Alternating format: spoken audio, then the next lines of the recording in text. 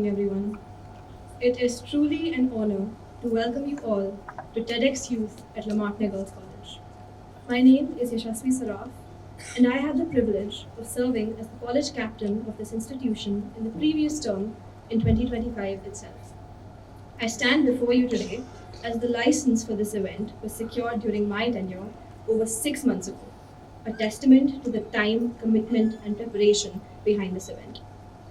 The Martiniere Girls College carries a story of over 155 years. Woven with discipline, empathy, intellect, and imagination, generations of young women have walked these corridors and gone on to shape the world in ways both visible and quietly profound. What makes this institution extraordinary is not just its history, but its heartbeat, an education rooted in character, courage, and conscience. And if there is one thing our school has taught us time and time again, it is this: impact doesn't always roar, it ripples. TEDxYouth at LMGC is born of that very belief that ideas, when nurtured, spoken aloud, and given a stage, travel far beyond their moment. This is a space where questions matter as much as answers, and where voices don't need to be loud to leave a mark. Sometimes, the smallest thought held with sincerity can hold more power than the longest speech. With that, I would like to introduce this year's theme, the ripple effect, a reminder that transformation often begins quietly.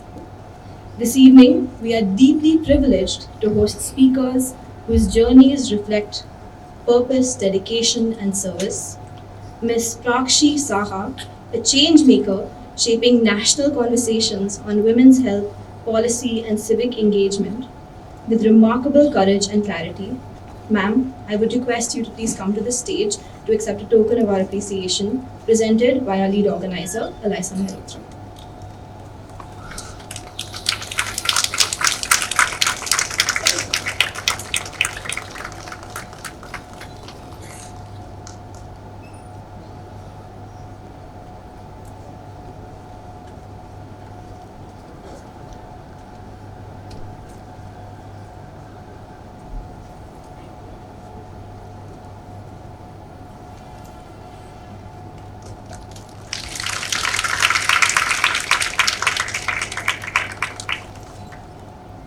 Thank you, ma'am. Mr. Amrit Abhijat, a distinguished civil servant whose leadership in urban development, housing, and governance has impacted millions across the country. Sir, we would request you to please come to the stage and accept a token of our gratitude presented by our organizer, Dept.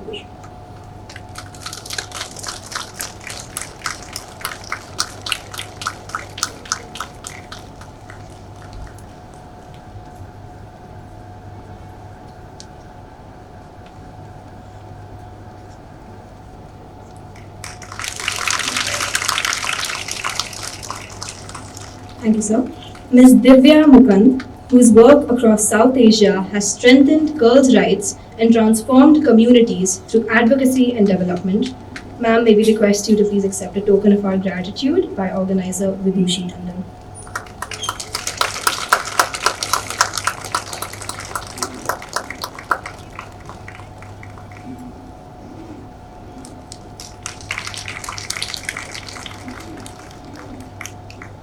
Thank you for being here with us and for allowing our students to learn from the journeys that you carry with you. TEDxYouth is not just a global platform, it is a promise. A promise that ideas belong to everyone and that youth voices matter now, that conversations can shape futures. Here at Martiniere, it becomes a bridge between legacy and possibility, between all that this institution has been and all that our young leaders are preparing to become. Before we begin, we would like to present a short video that captures our philosophy, uniting each TEDx stage across the world, including our city. I think we can innovate. I forget everybody else. What? I still have a dream. If women were not involved in negotiating and implementing it.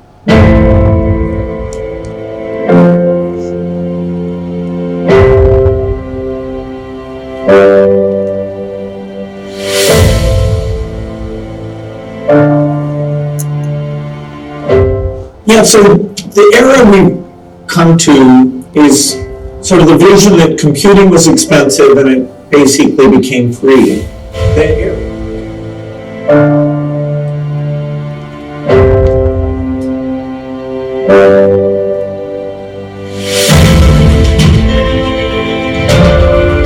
For the record, feminism, by definition, is the belief that men and women should have equal rights and opportunities. In theory.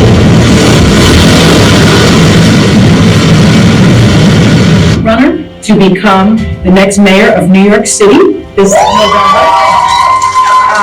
My question is, did you see this coming, and what do you credit?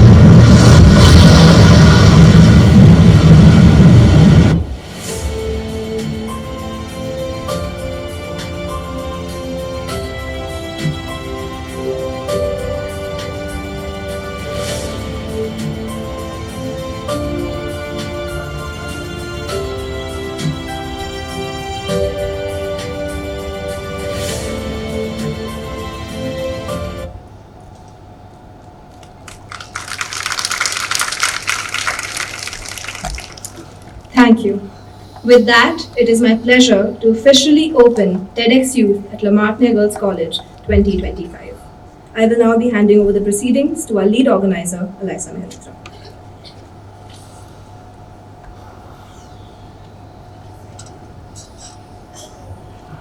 Good evening, everyone. This evening, it is my honor to introduce to you our first speaker, Ms. Prakshi Saha, the trailblazing founder of India's first Parliamentarians Forum on Women's Health, an initiative that brought together members of parliament from 7 political parties to work towards a single goal, placing women's health at the center of national priorities. Before we hear from her, we would like to present a short video showcasing ma'am's remarkable achievements.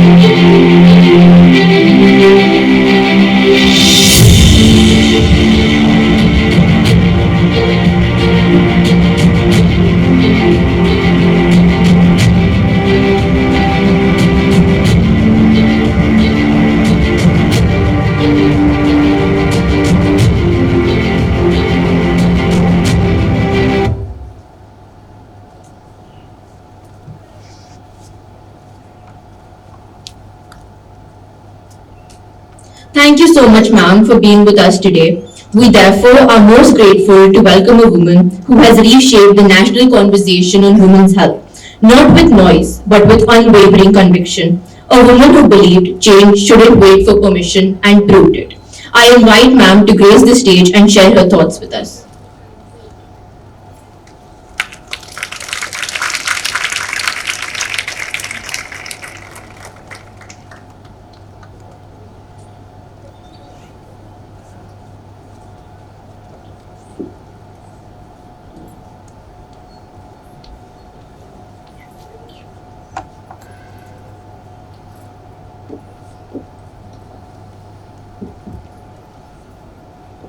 What happens if every young girl is taught courage and confidence instead of shame and obedience? What happens if they are taught their dreams are not too crazy or big and their voice matters? The world becomes a little brighter, braver, and kinder. 8 years ago, I was there. I was an angry teenager who felt a lot of feelings. I was also shy, underconfident, and did not know if my voice mattered. I was feeling all of these feelings of powerlessness I used to read a piece of news and weep for hours because of how horrific it was growing up as a young girl in India.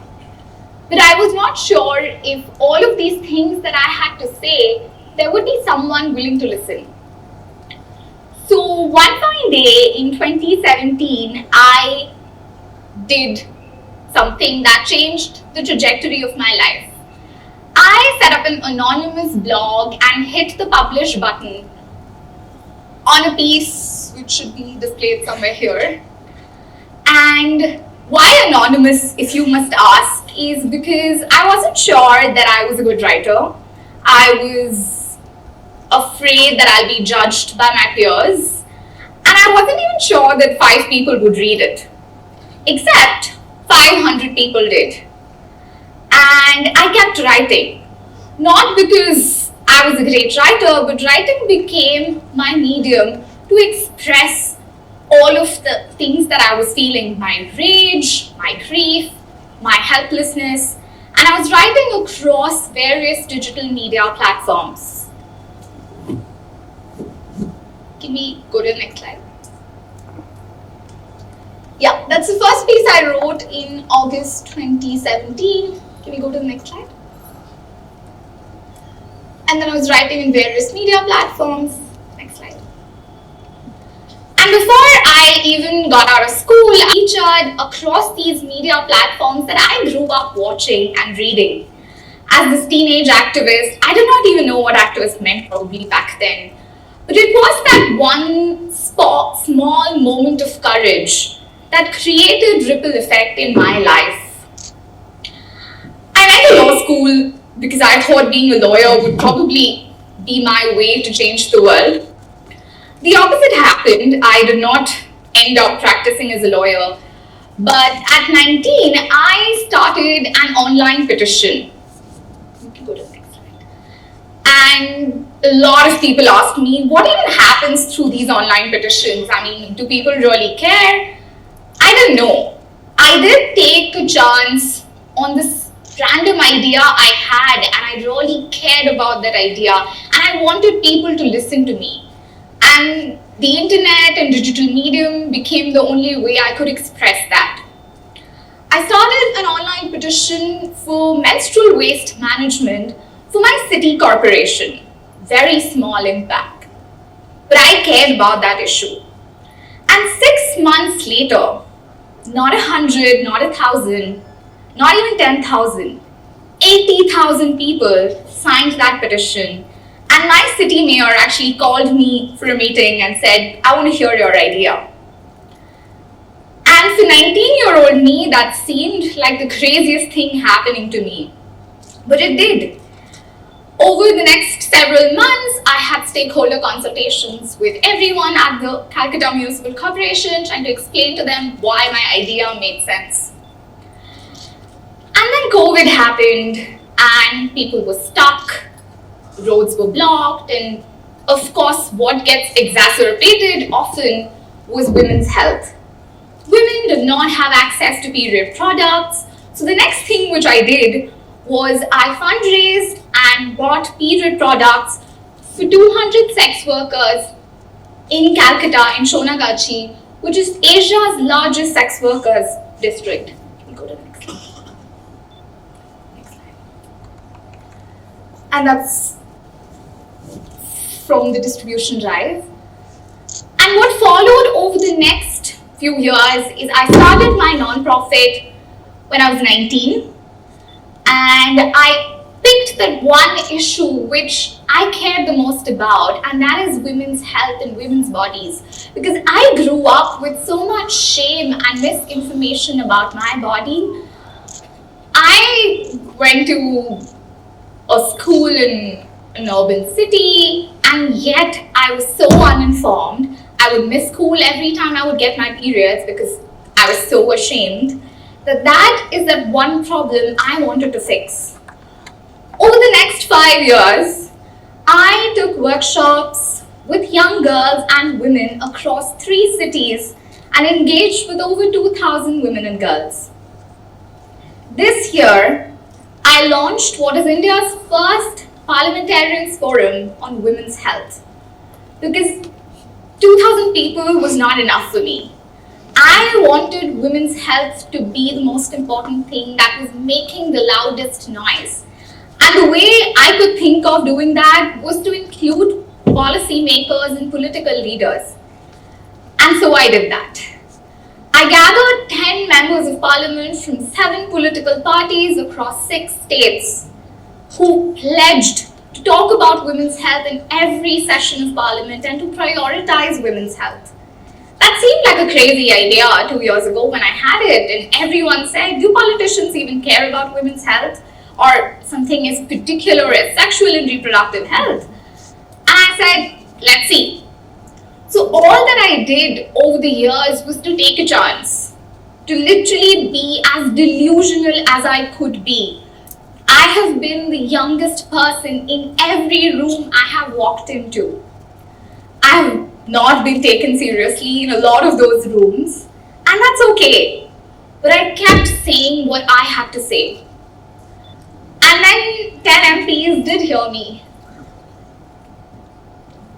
These are all pictures from the workshops. And this is what we managed to do last monsoon session, which happens to be India's first. I reached out to the folks at the European Parliamentary Forum for Sexual and Reproductive Health, and they've been existing for 20 years. And they were absolutely thrilled that I started this at 24, which is how old I am. So there's just one thing that I often sit and think, what would happen if 15, 16-year-old me did not start writing? You know, if I didn't hit publish on that anonymous blog, what would happen? I wouldn't know. But the idea is that all of the judgment and the shame and the embarrassment that I was worried about, all it took was one tiny moment of courage. And then it followed. Everything else just organically followed. None of it was planned. I did not have a list or a plan for anything that I have done in the past 8 years. But I continued to talk about the issues that I cared about. And that's all that mattered. I walk into classrooms talking to young girls, 12-year-olds, 13-year-olds about their bodies. And it's, everyone said, you're too young, like how would you do it? And the only thing I said is because I was there, I was in those classrooms and I was clueless, and I wish I had someone who's slightly older and who I would listen to, or who would listen to my questions and have them answered. So that's exactly what I did. I think I did a better job than anyone else because I was not giving them a lecture. I was just hearing them out. I offered them a safe space when young girls often don't have a safe space when it comes to talking about their bodies. And that's what I continue to do. Have uncomfortable conversations about women's health. My parliamentary forum actually has more than 50% men. So male politicians in their 70s who I ended up convincing that women's health is that one issue they should pledge behind. Because I kept believing that's one issue that we're ignoring the most.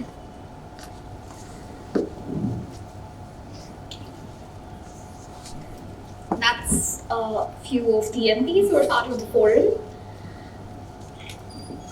I also started a petition to make the HPV vaccine for cervical cancer part of the universal immunization schedule 3 years ago. And that was my first interaction with advocacy and political leaders. And that petition got 30,000 signatures.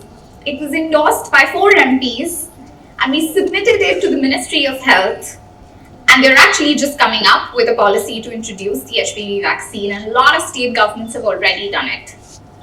So, if there is one piece of advice I would give to any 13-year-old I meet, is that no dream you have is too crazy or too delusional. It's literally like nothing is big enough. If you think you can probably do that, you can. If there is a story you want to tell, if you want to share the lived experiences of your life, your voice matters. and there will be people who's willing to listen to you. And if not, you will be the first person speaking and there's going to be like 3 people listening to you, but eventually that's going to become bigger and bigger. So do not stop speaking up and do not stop telling your stories. So, thank you. Thank you so much, ma'am, for sharing your thoughts with us. I would now request our organizer, Nitya Kapoor, to come up on stage and introduce our next speaker. Currently Principal Secretary, heading the Department of Tourism, Culture and Religious Affairs in Uttar Pradesh. Sir holds a postgraduate diploma in ITS from the University of Sussex, United Kingdom. Before we welcome Sir on stage, we will first watch a short video highlighting his remarkable achievements and impactful contributions.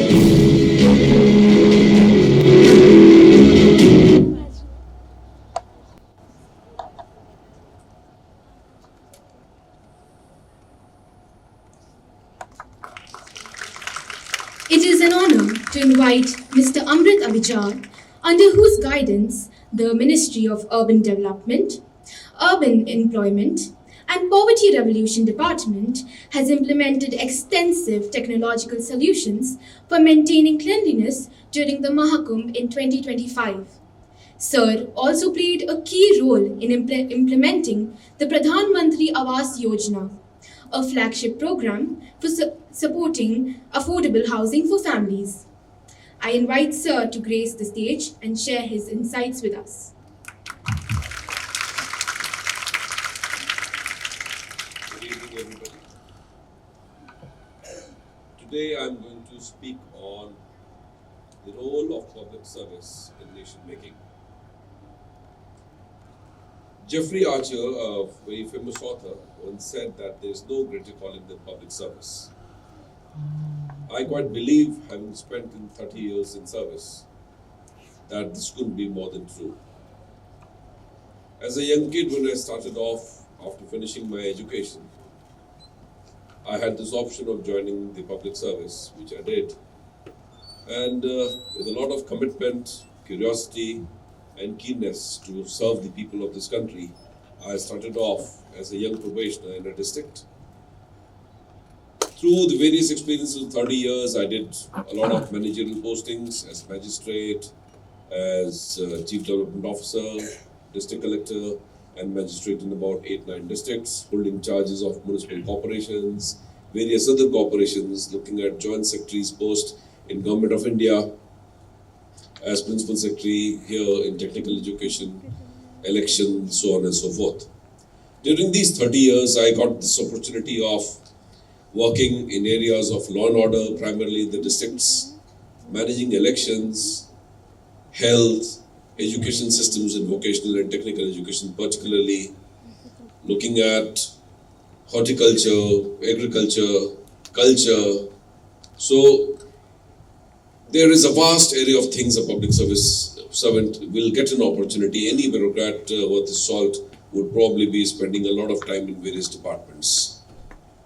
One thing that ran through this entire period of experience was the keenness and the ability to serve and a passion which I could continue. Today, instead of giving a chronology of what I have achieved or boring you with stuff, I would like to concentrate on two of my great learnings of my postings, which perhaps has an impact on the children and the kids who are here to listen to us, and perhaps look forward to a way where this can inspire them in some ways. The first experience that I would say is that on my posting in Government of India as the Mission Director of Pradhan Mantri Awas Yojana, which is usually called as Housing for All scheme also. This is one scheme which I will delve in greater detail.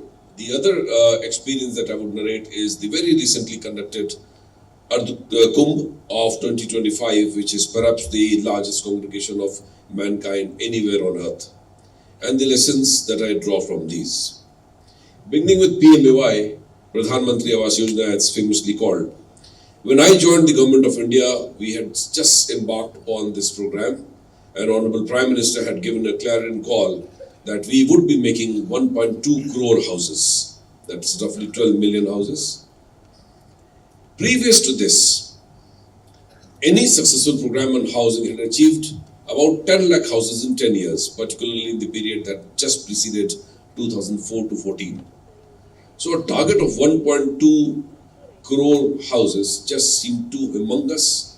And we went to various people, said that let's make it double, let's make it triple, 30 lakh houses will be built. But they told no, this is what we have aspired to do, and we will set up a structure.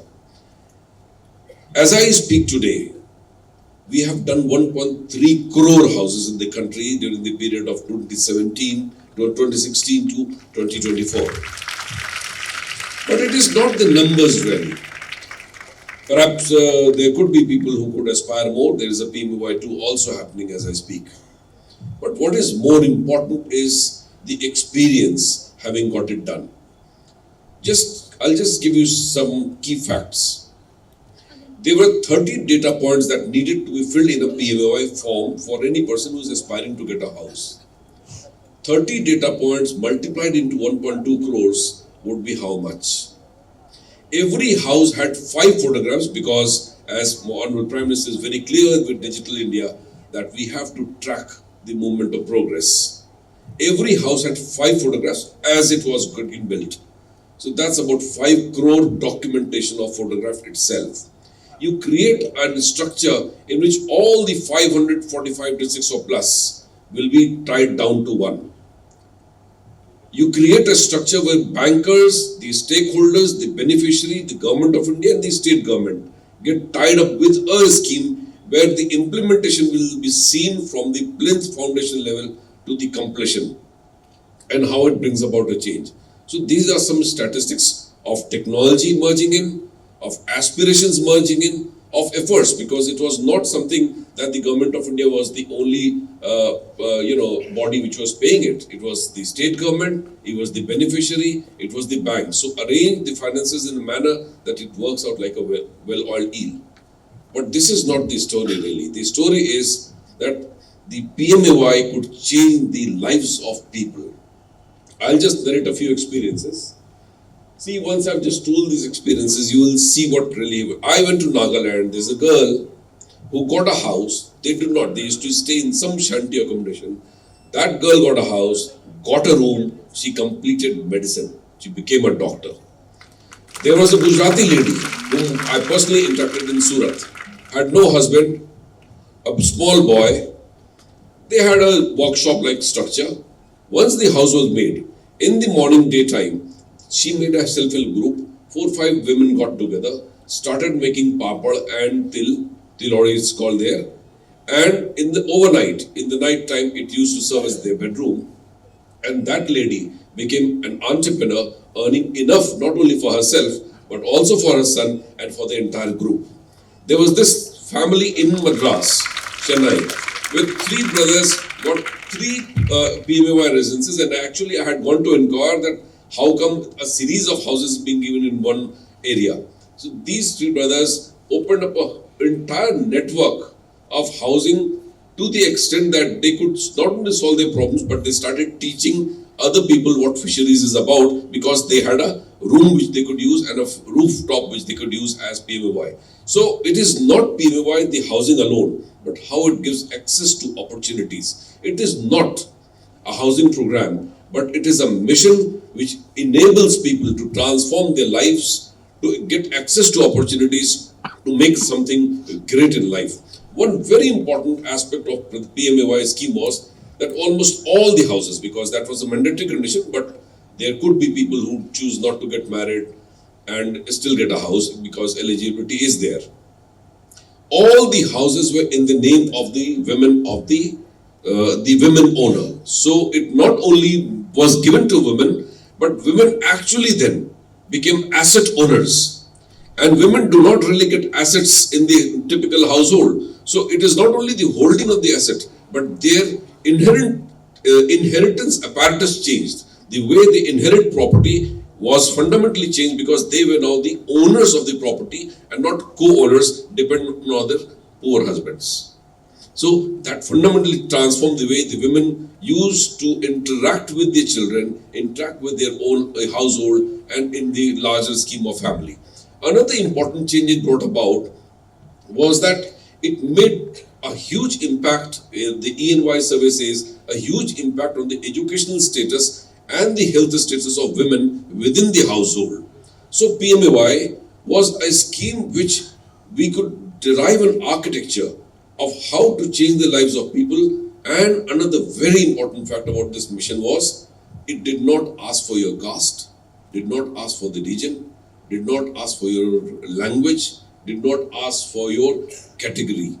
It just asked whether you needed a house, and if you had a pakka house, then you were ineligible. If you did not have one, you will get a house. So it was a house which was demand driven rather than doling out schemes. You demand a house and you will get one. And very proud to say that this is the state which topped the PMOIs consistently with 17.53 lakh houses built in this state, and we did top the entire country. So kudos to the government of UP as well for having done this course. PMAY taught me the scale of operations. All the states, all the union territories, all the people regardless of any caste, trade, language, and how technology could transform. We built modern house technology. There were 4 verticals. It was not, earlier scheme had just 22 square meter, 220 roughly as the area a house consumes in carpet area. This was increased to 30 and was not mandatory. So Haryana government told that we will make a 451 because their people could pay better because there's the income category is there. But there were 4 types of houses. If you did not have land, you could take a multi-story. If you were in a slum, the entire slum would get transformed. If you had enough money to buy of your own but wanted government help, there was a scheme in which the banker would be given the assistance by the government of India, and you could buy your own house in any of the posh localities here, and there will be government assistance. So it also helped a lot of middle class people. And another important feature is that during the times of COVID, maximum sales were taken because people were really not sure whether life will carry them along. So they wanted to secure something of their own. And it is in this time, look at the impact of this scheme. Cement, steel, furniture, garden structures, entire sales of that period during the COVID gave this country an opportunity to invest 8 lakh crore out of this making of houses, where people contributed their own share, and that is the economic turnaround which could help us survive as a nation and as a state, because there was a lot of economic activity happening on the housing front then. So what I was saying is that while PMAY gave me the scale, the complexities of working was waiting for me as I came to Govt of UP to join, and I was given this stupendous task of managing the Kumbh. Kumbh is managing complexities and coordination. Just a few figures, I'll just quote from the figures here. 15,000 crores was the investment in about 2 years' time. I think 566 projects is what we could implement. 21 departments to cooperate with and coordinate with. Government of India, state government, local people, stakeholders, all of it. About 65 crore people took Depts in the Mahakumbh. About 25,000 people were deployed to sweep and keep the city clean. We had about 1200 KLD of fecal sludge itself on an everyday basis. 7,000 cameras deployed within the Mela area and about 8,000 in the city of Prayag. So 15,000 cameras took care of that. Garbage was 17,000 metric tons being cleaned. Many cities can inundate themselves in this kind of a garbage load that we can generate as a people when all of us assemble. So that goes more like a figure. You can see that 10,000 number of institutions were there. This 4,000 figure is actually 7,000 hectares land was acquired. 25 sectors were made and about 4 to 5 crore people were visiting on any given day, particularly on the main bathing dates. About 15 to 20 lakh people were staying in the precincts of Kumbh. The beauty is, it's a sandy plain there after this dismantling has happened. As of today, as I speak, you will find nothing of this. So a pop-up city. There I am making 1 crore houses, and here a pop-up city is coming up, a transient city coming up, a temporary city which is complete in all respects. Light, water, electricity, security, cameras, it matches to any marvel in the world. And let me tell you, the largest congregation of mankind, no Mela, no event compares even by miles apart. And to be able to manage that doesn't happen just by managerial skill. It happens with extreme coordination, a leadership like we have here today. And as I go along, just next, this is the experience that you get.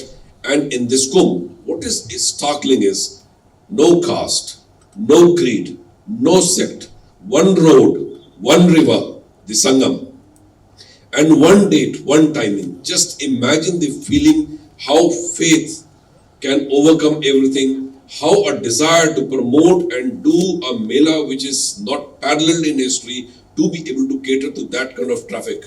You know, there were 2 billion hits on Instagram itself when the Mela was happening. To be able to manage that with cameras, with police personnel, 1 lakh people deployed just to manage this show. An entire city of Prayag was managing things on their own. The Mela area has been conceived. Large number of officers, a Mela Adhikari, the Urban Development Secretary, me myself, huge number of magistrates, police people, and Honorable Chief Minister made no less than 21 visits during the Mela itself.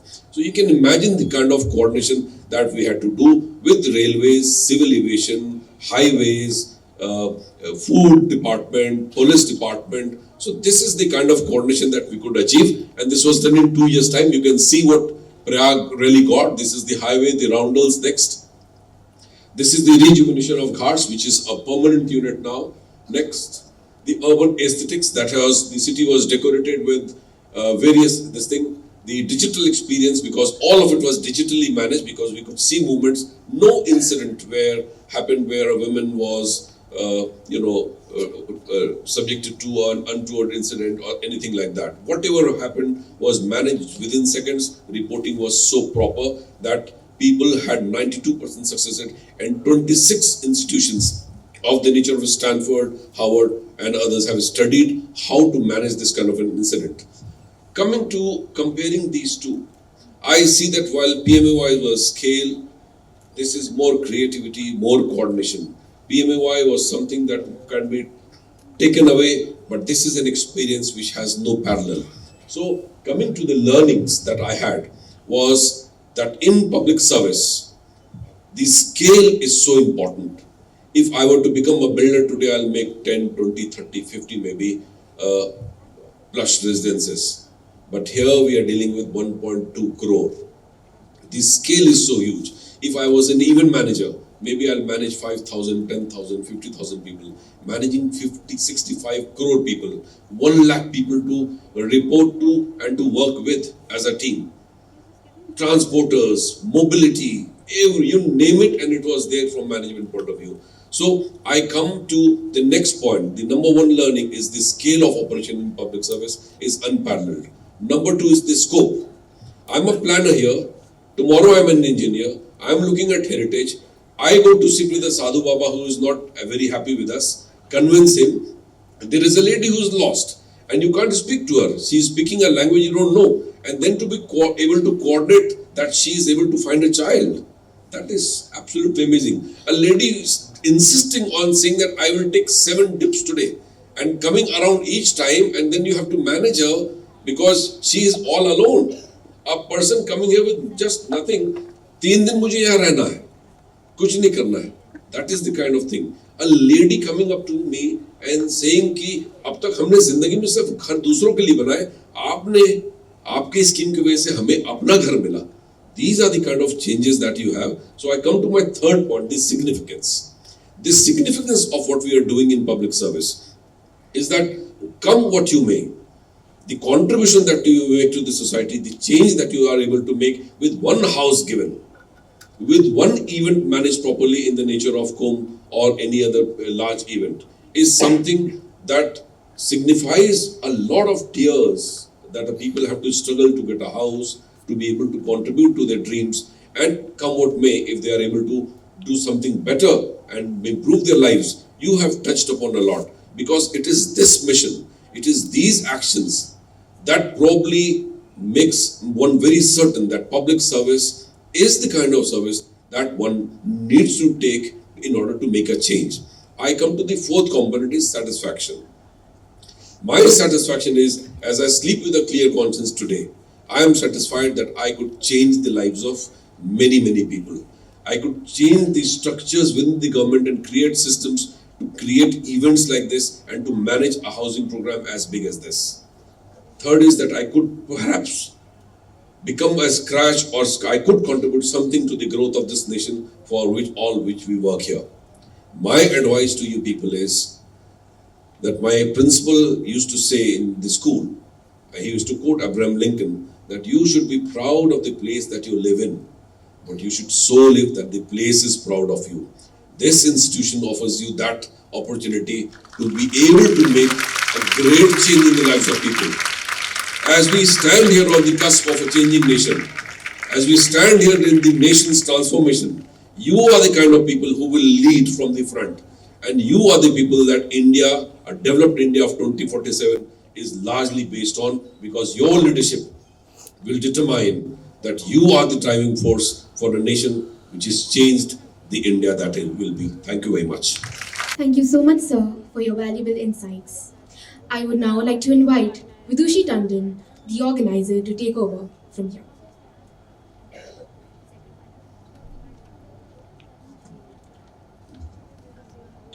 It is my privilege to introduce our next speaker, Ms. Divya Mukund, a tireless champion for girls' rights and youth empowerment across South Asia.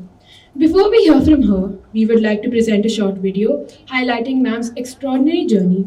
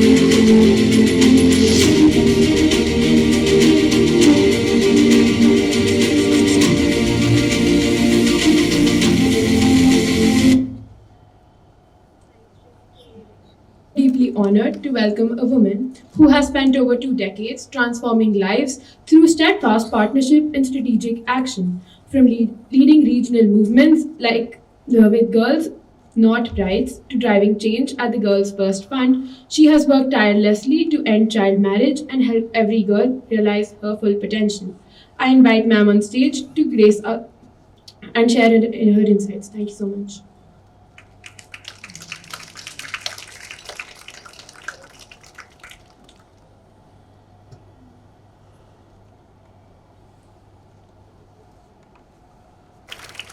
Good evening, everyone. It's such a pleasure to be here. I'd like to start my talk today with a short story.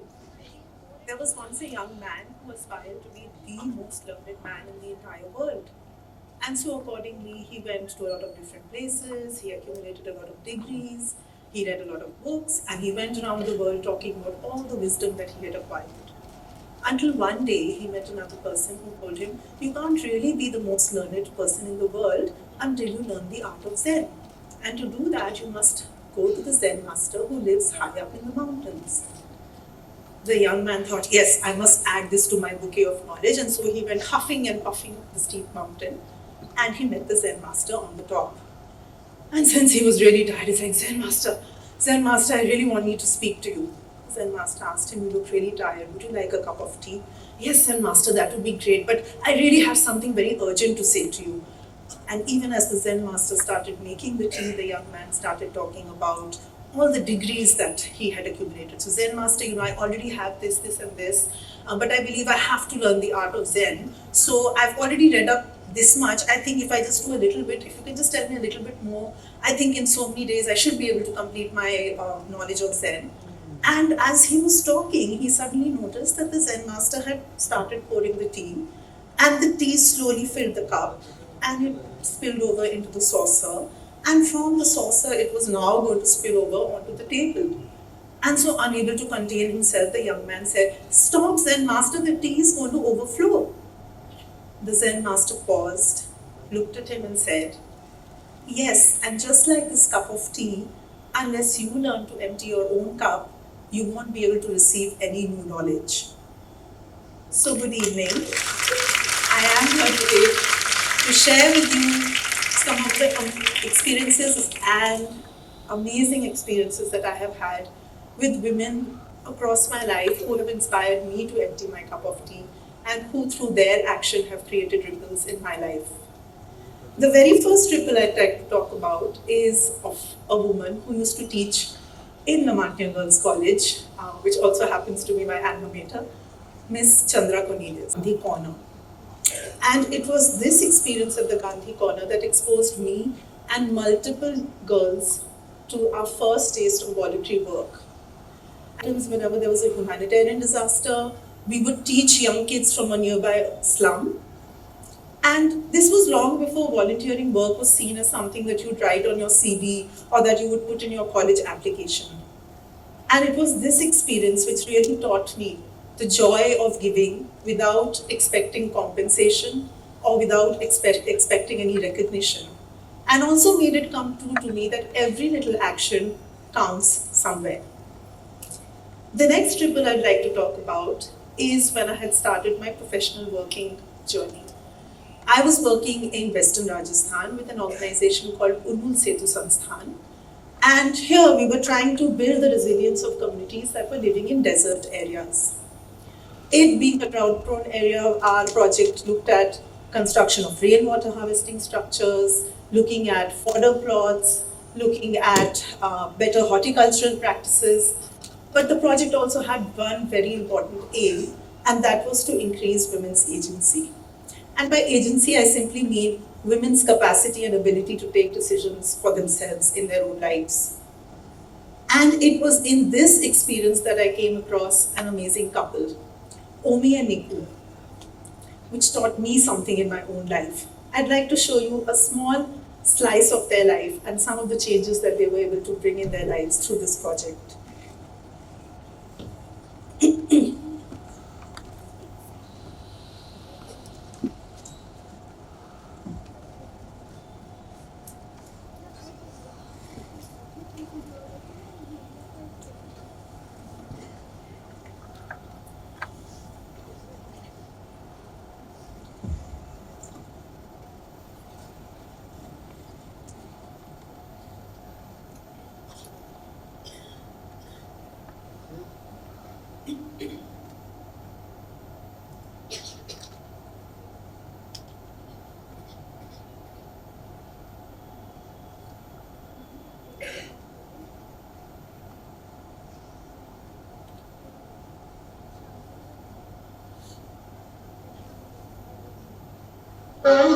This is a story of an ideal couple, Omi and Nikura, a couple who have been like the warp and weft of a weave.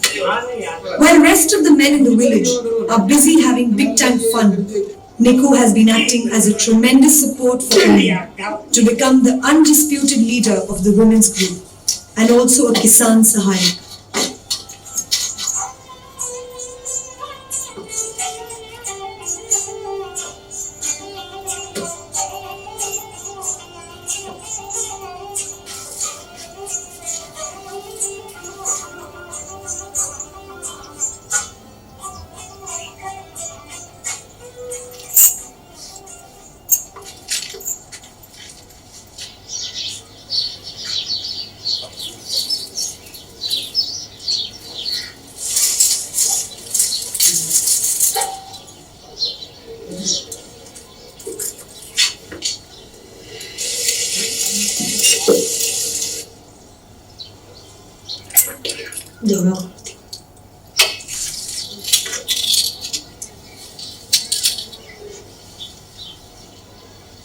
पहली बार ना यो के काम के दो रोए करे दो काम ठीक है अगर कोई आपको पतन तो करेगा बारे से जाने पापा वो कर सका पतन तो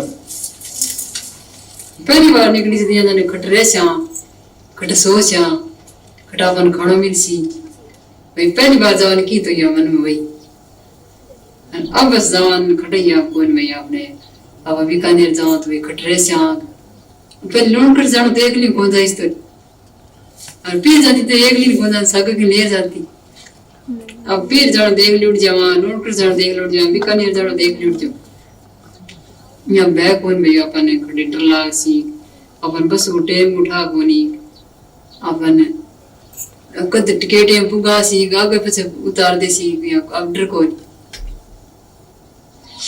Omi is going out of the village and participating in Urul Setu Sansthan's training, and Niku's handling of the household called for criticism at the village level. वो था नठा है कि संगठन में ही शक्ति है संसार को काम सीखने गया बीकानेर तो मैं घर में काम में संभाले मेरे बहुत खुशी हुई है फिर कुछ महीना में संगठन तो तय करो खरीद कमेटी में उम्मीद है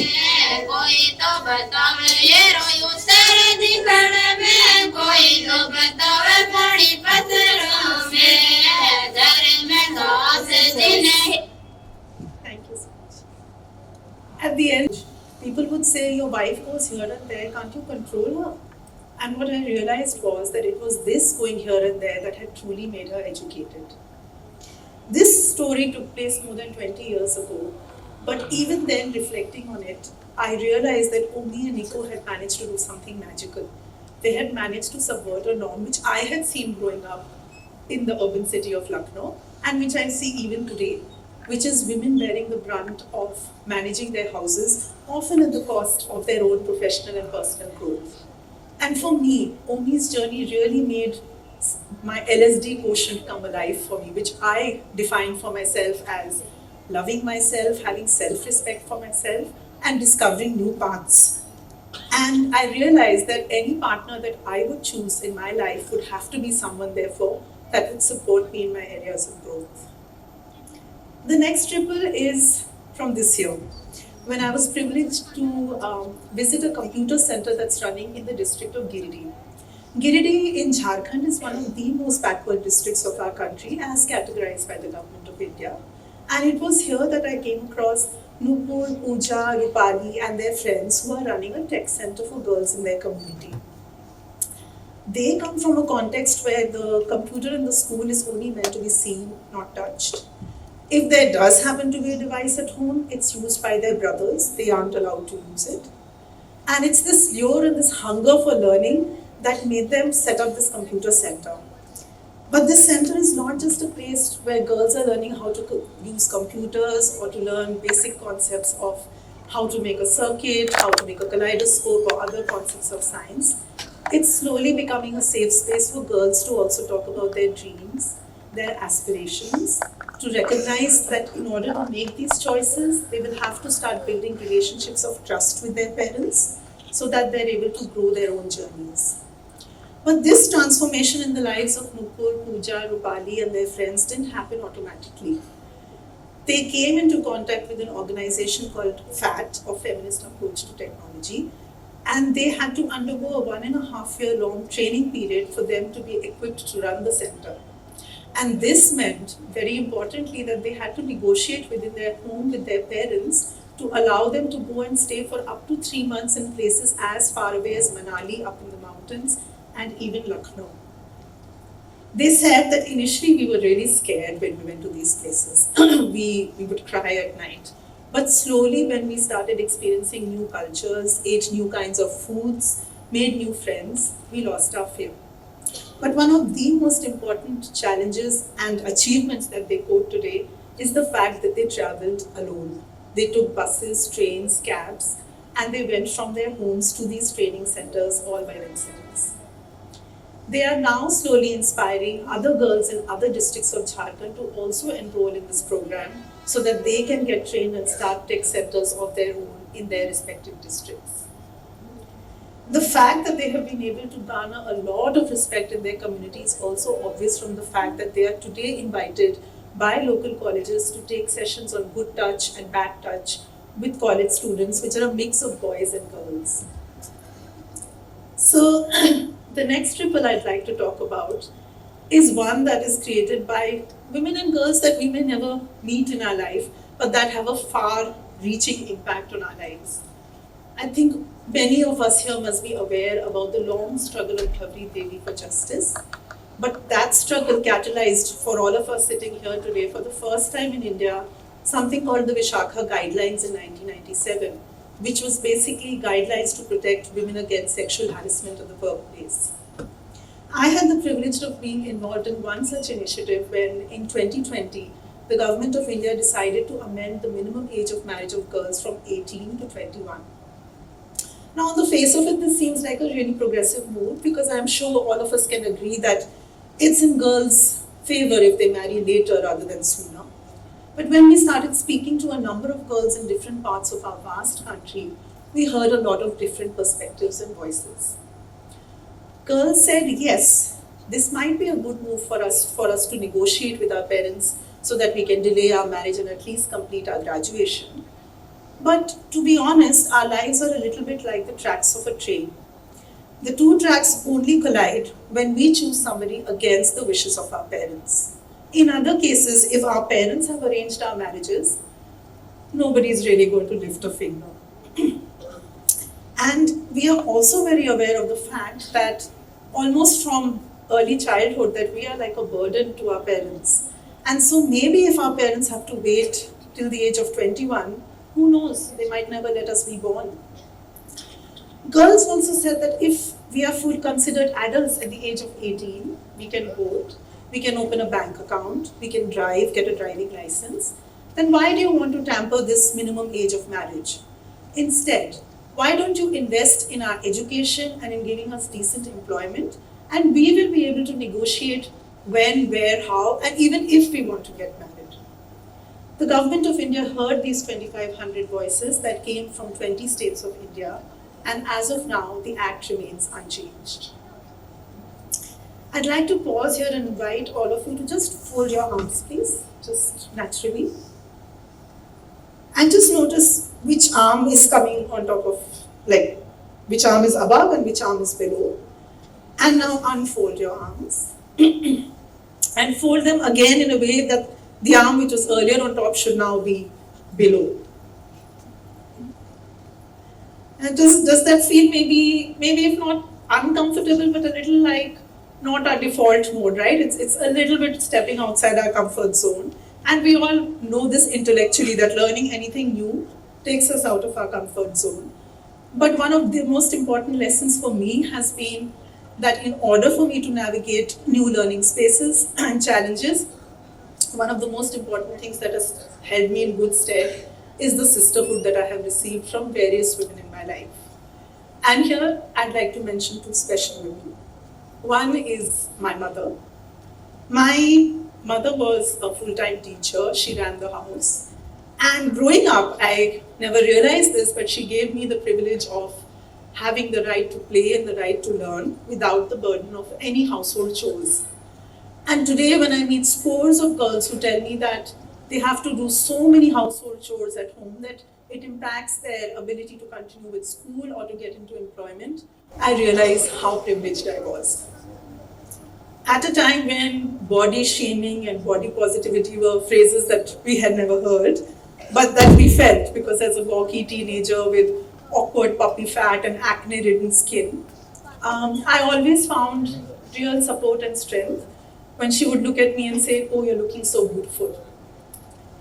The other special person I would like to mention is my sister, who's my safe space, and somebody that I always turn to when I'm in trouble or when I just want to brainstorm something, or somebody who pushes me on to take on new challenges.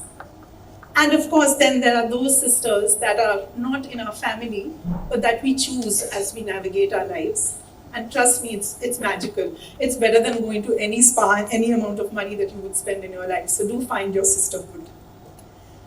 I'd like to end today with an excerpt from a poem by the American feminist Maya Angelou, who says, "We rise. You may shoot me with your words, you may cut me with your eyes, but still, like air, I'll rise. We rise because women before us rose. We rise because girls after us are watching. We rise because ripples, when multiplied, create tides. And today I stand here grateful for the woman I was, for the woman I met, and for the women who shaped me. And for the women, that's you, who will shape what comes next. I rise, you rise, we rise." Thank you so much for your speech, ma'am. Now I would like to invite Alyssa Malhotra, another lead organizer, to take over. I would now like to thank our esteemed sponsors for today's event: Memory Infinite, Talwar Tents, Flickr, Lakshmi Narayan Pannalal Jewellers, News Corridor, Bond and Baked, Banaras Bananas, and Lala Jugal Kishore Jewellers. Some of them have graciously taken out time to be with us here today. I would now request our organizer, Vidushi Tandon, to kindly present a token of gratitude to our sponsors. May we please request a representative from Lakshmi Narayan Pannalal Jewellers to please come up on stage.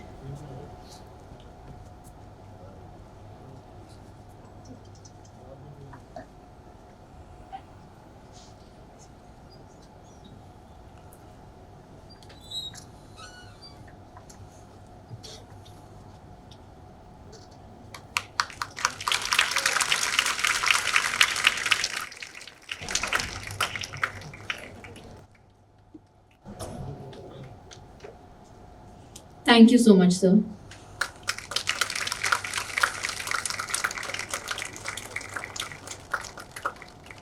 Next, we request a representative from Memory Infinite to please come up on stage and accept a token of our gratitude.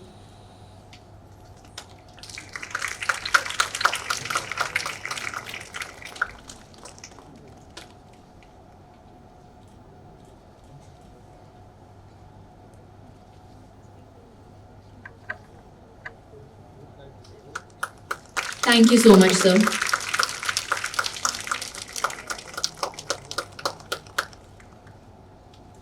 I would now request our organizer, Nitya Kapoor, to present the remaining tokens of appreciation.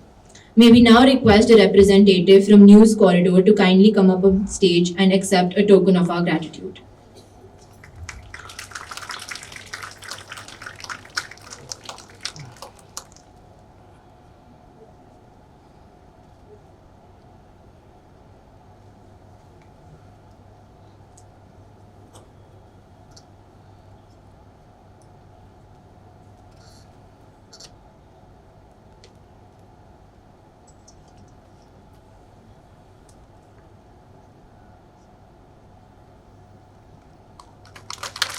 Thank you so much, ma'am.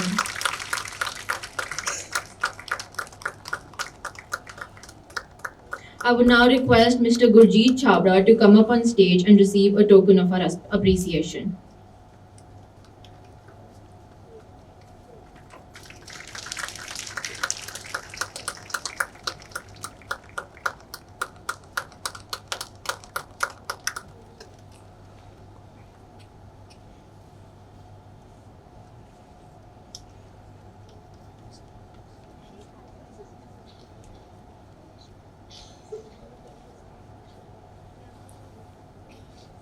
Thank you, sir.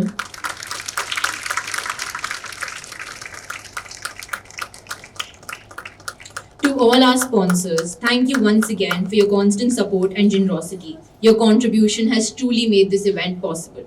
I would now request our Lady Principal, Mrs. A. Das, to come up on stage and say a few words. Good evening, everyone.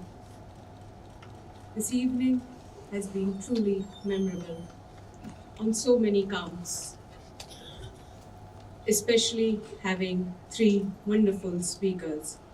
Mr. Amrit Abhijat sir, thank you so much for giving of your time. For many people seated here, you wouldn't know, but I've had the honor of teaching sir's daughters when they were here at Martiniere. They're doing so well, and sir doing brilliantly. It comes to full circle that once when we began at Martiniere and having you here again this evening means so much.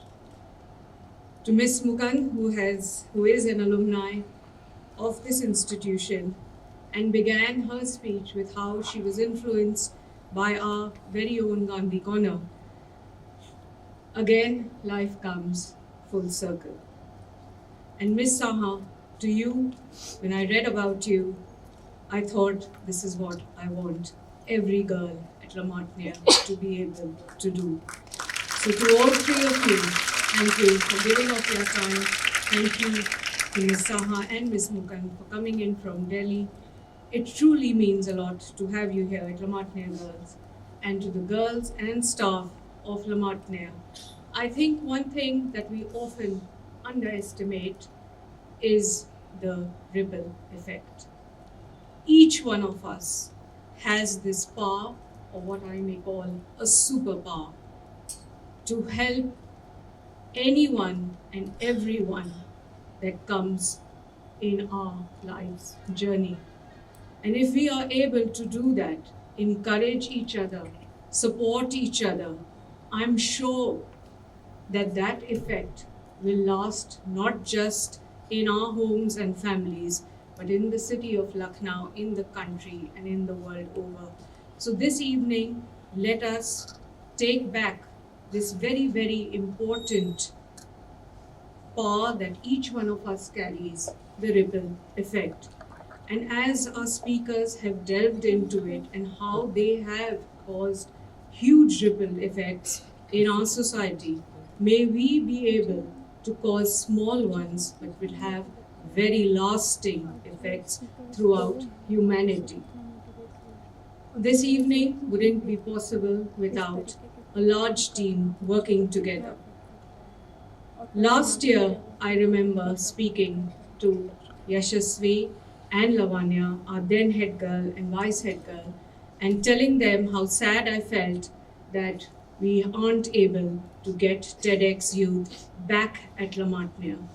And these two girls, like little magicians, were working behind the scene without me knowing, and then finally popped their heads into my office and said, "We have some good news for you." And I was like, "Yes, tell me." I was quite sure it would be about some sponsorship that the college required. And then they told me, "We have the license for TEDxYouth once again at Martiniere Girls."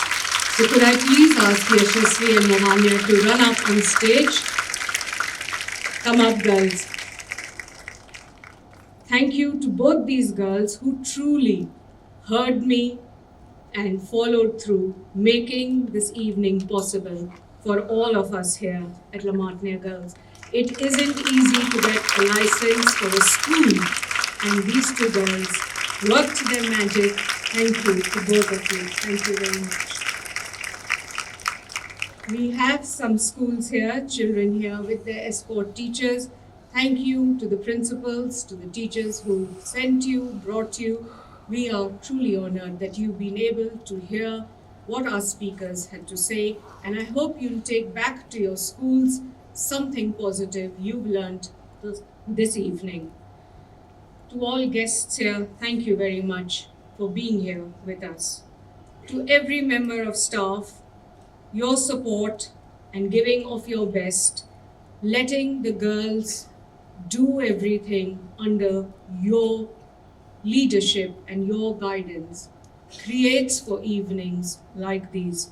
So to every one of you, thank you for your effect, your ripple effect at Martiniere Girls College.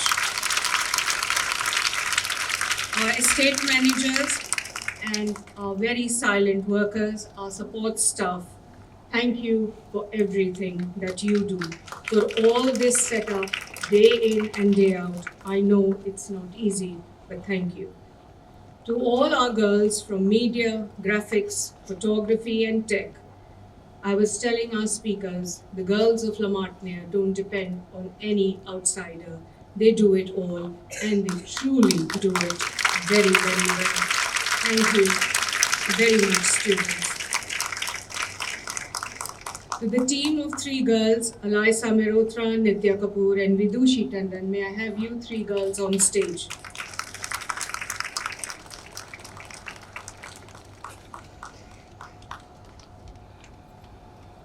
And a very, very special lady, Mrs. P. Mishra. Please come up, madam.